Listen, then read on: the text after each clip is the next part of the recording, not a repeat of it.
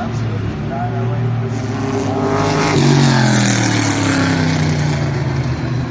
Hello everybody, welcome back to Forza Horizon 5 with our first showdown. And if you're going to do a showdown, a comparison of cars, why not bring out the big guns first? Which is why I wanted to talk about supercars from 1985 to 2005. Because in my opinion, that is the golden era, that 2-decade timeline. Had some of the best cars ever made. Meant to crack the 200-mile-an-hour barrier, meant to go rallying, meant to go to Le Mans, or just meant to push what technology is possible come the turn of the century. And Forza has no shortage of these incredible vehicles, including the brand spanking new TWR XJ220S, which is one of the main reasons I wanted to do this, because this is an awesome car. The XJ220 is a great car already, but the XJ220S, designed for Le Mans, is even better. But it's not the only Le Mans car here, far from it. We got the EB110SS, the Lotus Elise Gt1, McLaren F1 GT, Nissan R390, 911 GT1, and the TWR Speed12, just to name a few.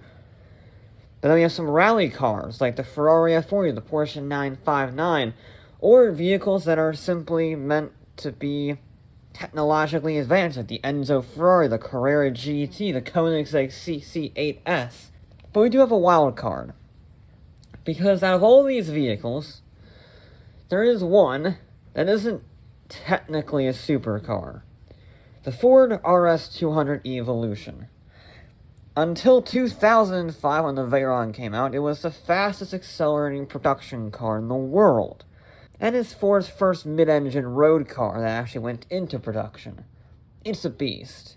It's also, surprisingly, within the class limits. I try to pick vehicles that are comparable in class, so it's not a complete landslide. And it is smack dab in the middle of this class list. So, I figured I would get a series of 4 challenges, and figure out which vehicle is best based off of the V8 Supercars point system from Australia. Our first challenge was a good and simple hot lapping challenge. I wanted to use a more balanced circuit in Guanajuato, but that was way too bumpy. But this track did just fine in my opinion. It has a good bit of acceleration zones, not so much top speed, but a bit of acceleration, some straightaways. But it's also got some hairpins, big braking zones, fast corners, slow corners. It's got a good mix. And speaking of a good mix, the XJ220 is a fantastic car to drive. I'm just going to say that right now. It's a great car to drive. It's very fast, at nearly 700 horsepower.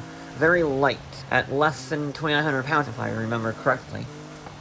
And it handles very engagingly, if that's a word. It's not the fastest around a corner, and it can get some wheel spin, but it's not snappy death wheel spin. It's controllable. It will cost you lap time, so you have to keep it in check, and that's part of the fun. It's a very fun car to drive. I really do quite like it. Unfortunately, it's just not fast enough in this field. It's good, but compared to vehicles like the Carrera GT or the Enzo, it doesn't have the same advancements in technology. It is still a car from the 1990s, make no mistake. And, well, that certainly shows in some vehicles, mainly the Elise Gt1. This car is kind of sad, to be honest. I mean, it's easy to drive, but that is because it is even lighter than the TWR, has equally crazy aero, and only has 350 horsepower. That is, simply put it, not enough. It's way underpowered for this list. It's an A class. The TWR Jag is an S850 nearly. So yeah, it's 50 points down on the Jag. It's 100 points down almost on some of the other vehicles. It was never gonna win, but I was hoping it to be a little faster. I mean, considering how much power it had, I guess it didn't do too bad, all things considered. But it was nowhere near up the pace. And as expected, it was the modern vehicles that did really quite well. The Carrera GT, the TWR Speed12, and our winner was a bit of a surprise in my opinion. The Selena 7. Yeah, 2005, right at the end of our limit. I didn't really expect much of this vehicle, I just sort of threw it in there for some variety. And yeah, it won. By a considerable amount. The Nissan R390 came close. That was also very good to drive, but very focused on acceleration. The Celine, though, just had power and control. It got no oversteer of any kind. Even with its simplistic aerodynamics, it was good to drive. It was light. It had a whole lot of horsepower. This isn't even like this crazy twin-turbo version that makes 1,000 horsepower, because I didn't want to do that when I had to modify it. So, this isn't just completely stock, guys. All of these vehicles are completely stock. And the Celine was just smooth. It wasn't my favorite to drive. It wasn't the best handling, in my opinion. It was just so smooth and controllable, and it had the acceleration and the traction out of the corners to just excel. I'm very surprised by it. It did a 48.9, which is half a second faster than the Nissan R390, which was only fractionally faster than the F1, and then the Carrera. The GT1 cars actually did pretty good, except for the CLK GTR. I don't know why that car struggled so much. It nearly got beaten by the Ford, the Rs200. It nearly got beaten by that.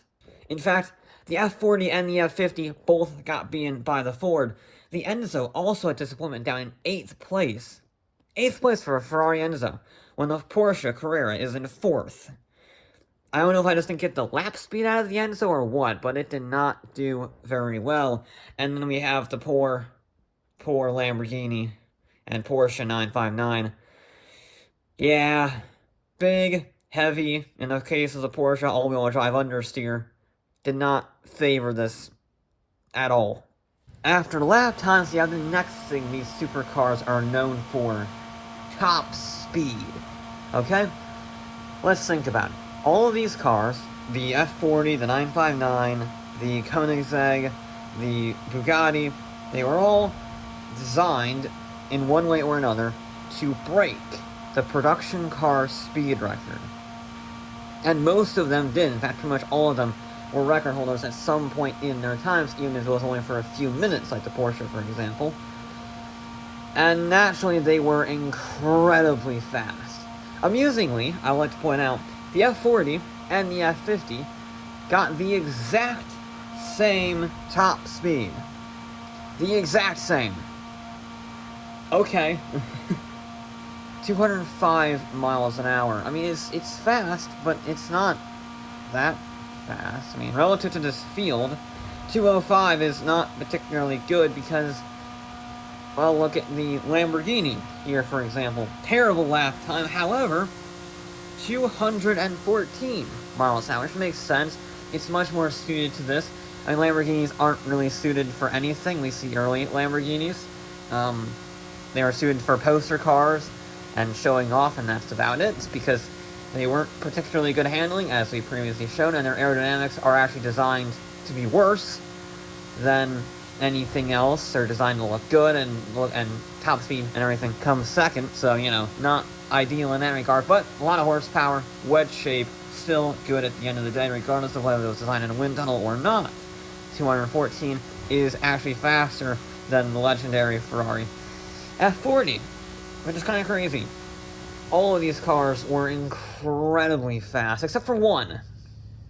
One car really let itself down and probably cursed itself for the rest of the challenge, because the Ford Rs200 Evo, you may have noticed that I started this challenge halfway down the straightaway for the Evo, and that's because it tops out by gearing at 150.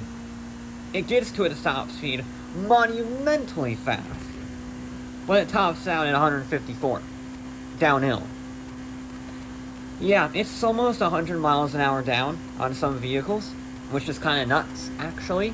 I guess it's not surprising because it is a rally car, so it's not designed for top speed, but still, I was hoping they would at least have an overdrive gear or something that we could use to have some longer gear ratios, but I can't tune it, so we're sort of stuck with that.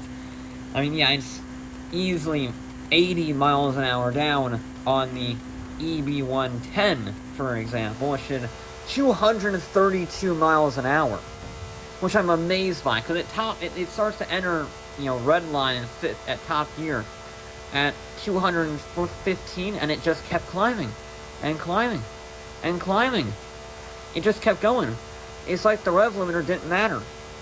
And then when you hit the downhill, you go even faster. So 232 is phenomenal for that car. It punched way better than I expected. But in the end, the result was always going to be the same. It was going to be a battle between the Koenigsegg and the TWR. The TWR, far more horsepower, but the Koenigsegg far more advanced. The TWR was an 800 horsepower V12 monster that wants to kill anybody who drives it.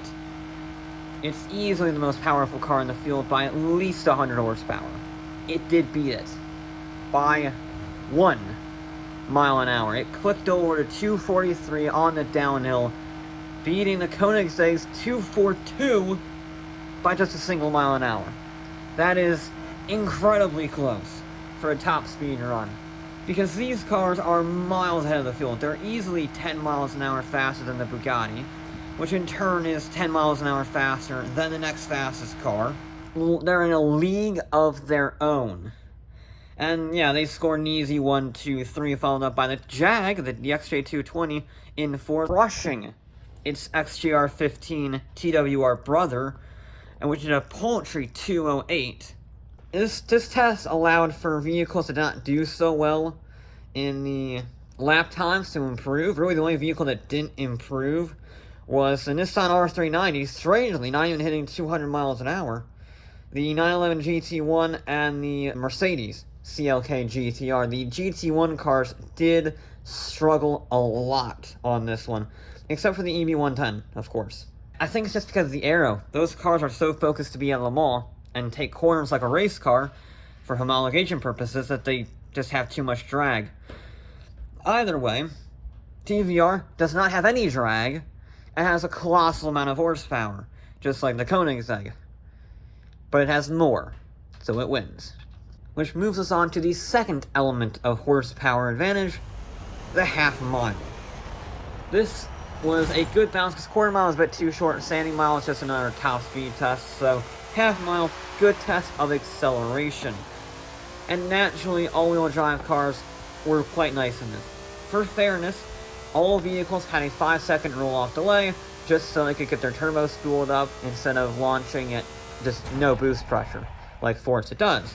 So all of that was accounted for, which means vehicles like the EB110 had actually decent launches, so that they could, have all of their horsepower at the beginning, and they did quite well. Same thing with the 959, improving significantly. But the big favorite for this was the Ford Rs200, okay? This has over 400 horsepower. Very light, all-wheel drive, and gearing perfect for the half mile. It tops out right as you hit the half mile finisher. It was almost designed for this test in many ways, but it wasn't the winner, simply because it doesn't have the horsepower. Vehicles like the Carrera GT have the horsepower, but they don't have the traction. So you have to find a good mix between either a decent amount of traction and a decent amount of horsepower. And that's where you get vehicles like the XJ220 that does quite well, being able to put its power down very easily, or the Ferrari Enzo also able to put its power down very easily. On the other end of the spectrum, you got the big hitters, like the Koenigsegg and the TWR, which can't put their power down in any way, shape, or form. But once they do, they have so much horsepower, it literally doesn't matter. Which is why the TWR won again, doing just a 13.76 in the half mile. Beating out the McLaren, actually, surprisingly, with a 13.8, which then beat out the TWR XJ220, 14 dead. The Ford does very well, scoring a top 10 in this field, despite having only 400 horsepower. I mean, it's competitive with a Ferrari Enzo. It's only 3 places back, 0.3 of a second slower. And the Enzo has almost over 200 horsepower more. I mean, it's practically neck and neck with a Celine S7. The Ford did fantastically well. The EB110, bit of a disappointment, to be honest. I think it was just old technology for the engine letting that down. It was a 14.7 getting beaten by a Ford RS200. And then The Ferraris continue to struggle, 15.7 to 15.8. Always next to each other, I would like to add. 14th and 16th in the lap times, 13th, 14th top speed, 15th, 16th in the half mile. So they're sucky together. That's what they are. They're sucky together. But our final challenge is a unique one to upset the balance of the established order, shall we say. Which is why I went for a tire wear percentage. You drive your car smoothly, not aggressively, smoothly around a track for 3 laps.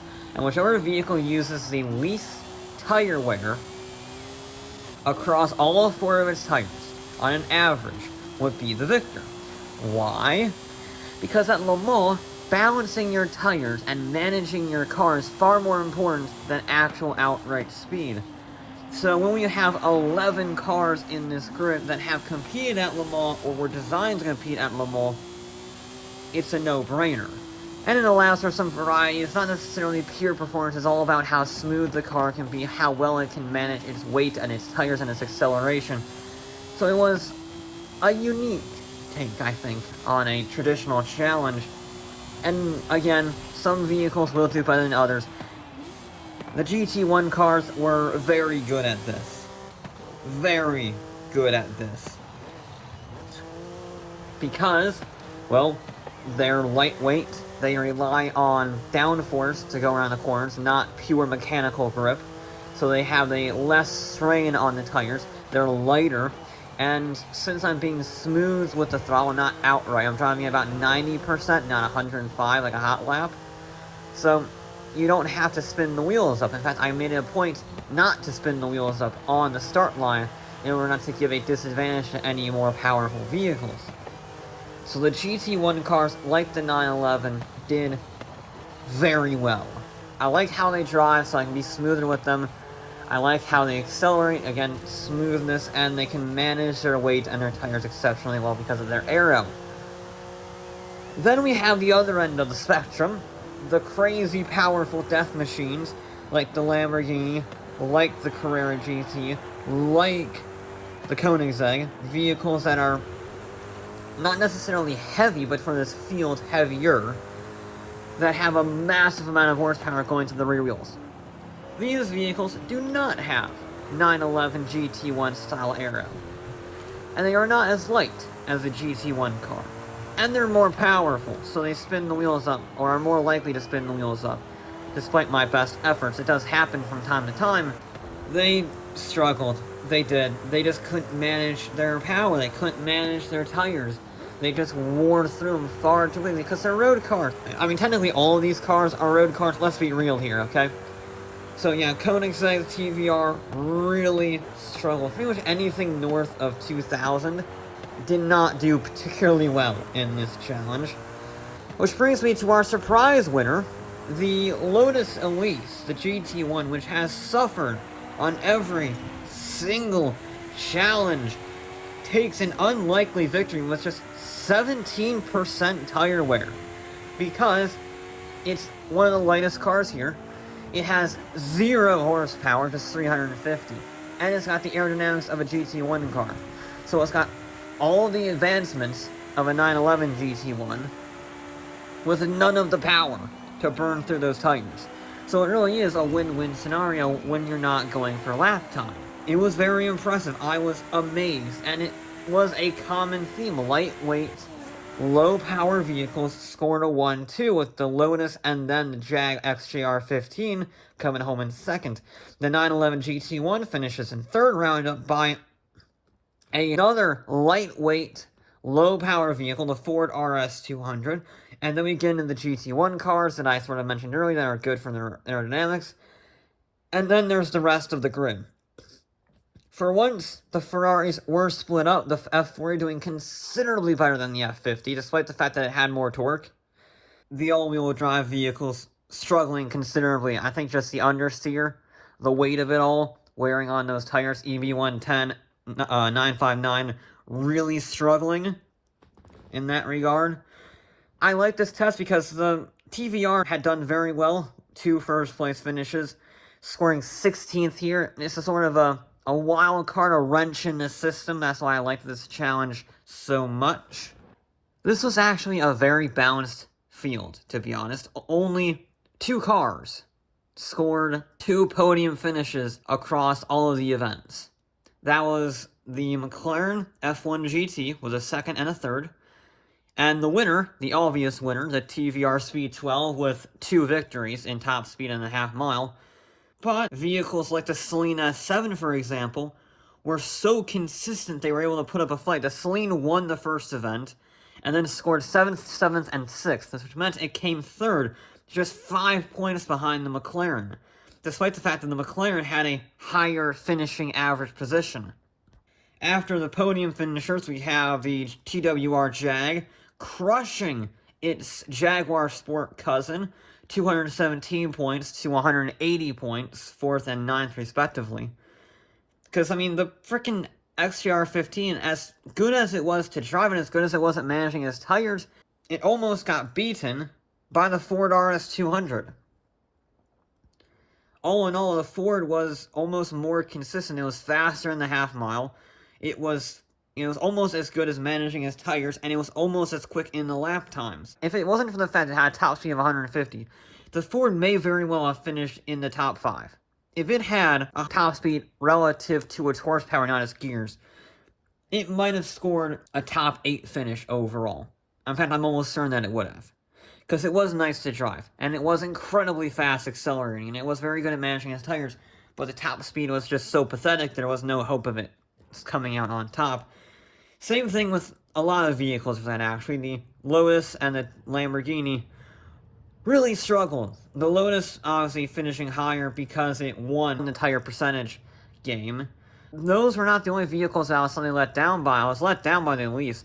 I was more let down by the F40 and the EB110. The F40, one of the most famous cars ever made, one of my favorite Ferraris ever made. And it wasn't quick. It wasn't. It scored 1 top 10 finish in the tire percentage. Same thing with the Bugatti. I mean, that at least scored 2 top 10s, a half mile, very disappointing 10th place, and a very incredible top speed, but it didn't have the lap times, and it didn't have the tire percentage. It was too harsh on its tires, and it was too slow around the track. Really, I thought this field would be dominated by the GT1 cars. They're very high in PI, and they are literally road-going race cars, but they didn't. 2 of the GT1 cars were in the top 5, if you discount the XJ220, I guess. Because it's the Speed12 won as a GT1 car, and then the McLaren also did quite well. But then we had the Celine, then we had the Carrera GT, and then we had the Koenigsegg. So really the GT1 cars I expected to do good, like the R390, like the CLK GTR, like the 911 GT1, really didn't do very well. I mean, the R390 finished well in the lap time, so it scored a 5th overall. But the 911 GT1 scored 10th overall, and the CLK got 14th. I mean, I thought these cars were a lot better in this field, and they weren't. It was incredibly surprising. It really threw up some oddballs. And I think, honestly, the lap time affected the field more than the tire percentages, to be honest. Because it threw up some outliers. The Celine winning really shocked me. The Mercedes struggling also really shocked me. The lap times almost threw up more oddballs than the tire percentages. But anyway, if you can control the TWR Speed12, go with that any day of the week. But if you can't, then the McLaren F1 will have to do. But anyway, that will be it for this episode of Forza Horizon 5, and I'll be back with more.